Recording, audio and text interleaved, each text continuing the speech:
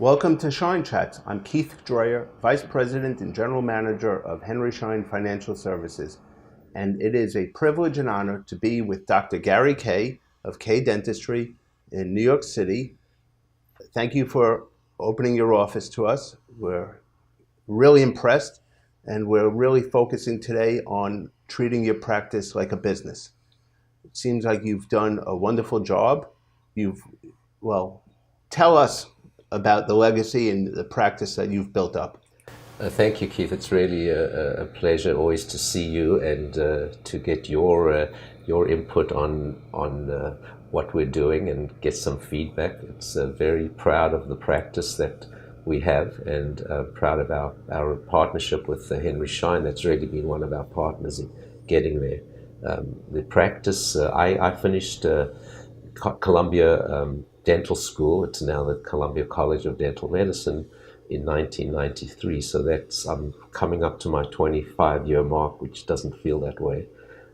When I finished dental school, I went to work as an associate in a suburban practice for a few years, and really felt I wanted to be in New York City. I grew up in a very small town in South Africa, a few thousand people, and the moment I saw New York City, this is where I wanted to be.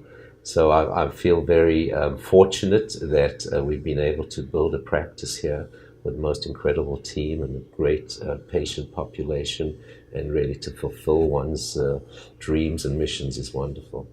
That's great. Your practice is thriving. You're generating new patients, but what gets people in the door, and why do they stay with you and your team? Well, I think in general, the way I've always looked at the practice is what is our philosophy? What exactly are we doing? That's what's going to attract the patients. So we live by this philosophy, is that we want to provide our patients with the state-of-the-art dental care, comprehensive dental care, and do that really with the best reputation. We want to be a partner in their long-term oral health care, and really in their health care. As we know, oral health and dental health go synonymously. And we want to do that with a smile. We also want to be the leaders in innovation in dentistry. As you know, I'm very interested in technology and new ways that we can treat our patients better. And the last thing is we want to make a difference. We want to change the world and make the world a better place through providing oral health care and dentistry to our patients. That's great. And to have a thriving practice, you have to incorporate marketing into what you do as well. And you're on the cutting edge of digital technology, but we're in a digital marketing world. Is your marketing today different than it was 5-10 years ago? And what are you doing? Well, the core engine of our marketing is providing an up-to-date environment for our patients, to have the latest state-of-the-art equipment, to be able to show our patients that we care about them. But we have to communicate, as you say, in the digital world. So we have a website, we have some incredible communication tools that we use with our Dentrix system, one of your e-services, where we're able to we can email blast patients, we communicate them through text. But in general, what we're doing is what's really driving the patients. That's great. And staff, you have a very sizable, impressive practice, so you have a lot of staff. And what do you focus on that? Is that part of your business, about making sure your staff is motivated, engaged? Because whether you're a Fortune 500 company or a small business, retention is important. The right people on your team in the right slots is important. Do you have time to focus? Is that part of your business? Oh, absolutely. When we as you say, a dental practice is a business, and we have to look at it that way. And our team members, our employees, our staff are probably the most crucial element of that. So finding the right people and keeping those people engaged with the practice and in line with your philosophy and the mission is critical. So we take a lot of time to recruit people. We screen them. We want to make sure that they have the competencies and the skills that we need. But even more important, we want to make sure that they are able to interact with our current team members. So engage our members, new people, there's a phone interview. We have our good candidates come and spend a day. We interact, and I take the feedback from the staff members very, very seriously, and into making decisions on who we bring in. And lastly, there's two things we look at. We look at character and competency. Character probably eclipses everything else. If you get the right people in the organization, in the practice, I'm sure you have. I know you have that with Henry Schein, and our relationship is your values are very similar to ours in providing and doing the right thing for our patients. So that's great that you're boarding the right team members. Right. But what do you do for motivation or training once they're here and on the team? Well, that's the key. The key to that is really to have these patients, to have the employees, the team members engaged.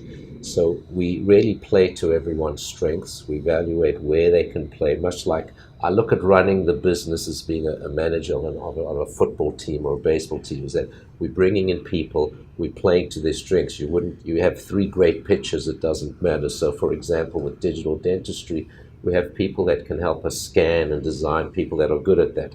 Our front desk, we look for strengths in how they interact with people, their attention to detail and follow-up, and so forth. So digital dentistry, I'd like to talk about that. How do you even get started in it?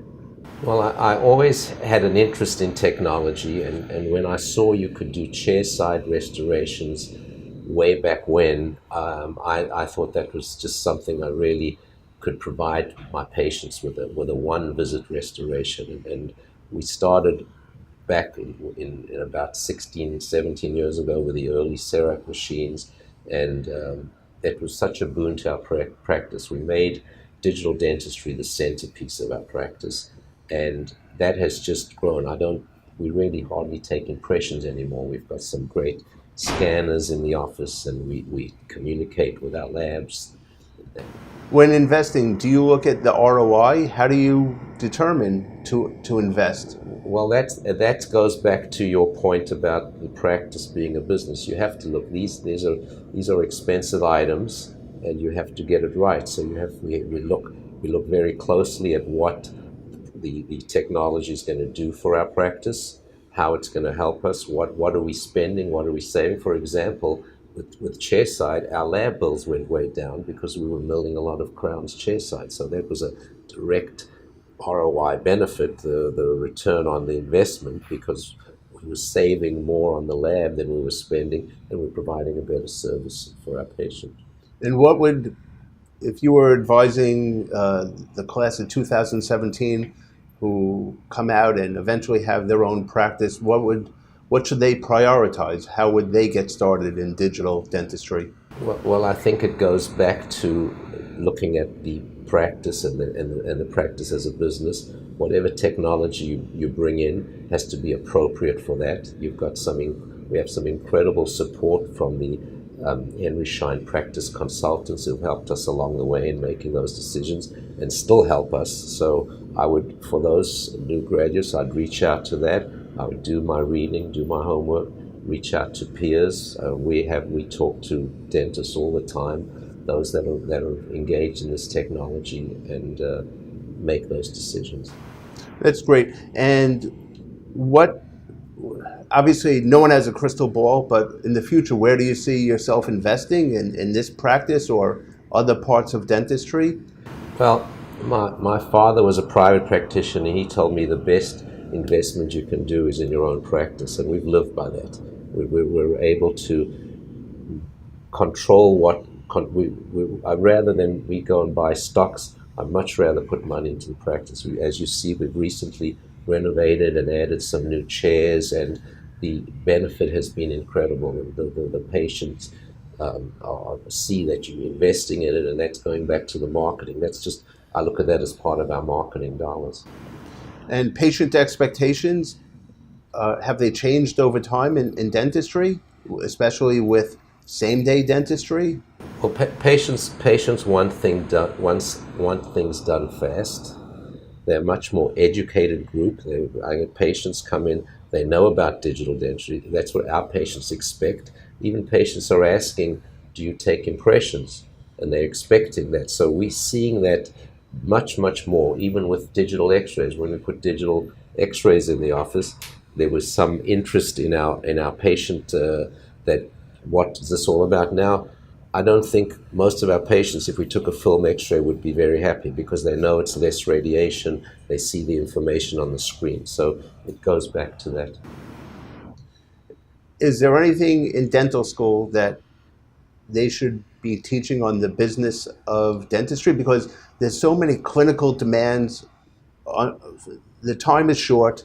There's so many clinical things to learn. There's, the world's changing with gene therapy, individual treatment, and there's not that much time to teach about treating your practice like a business.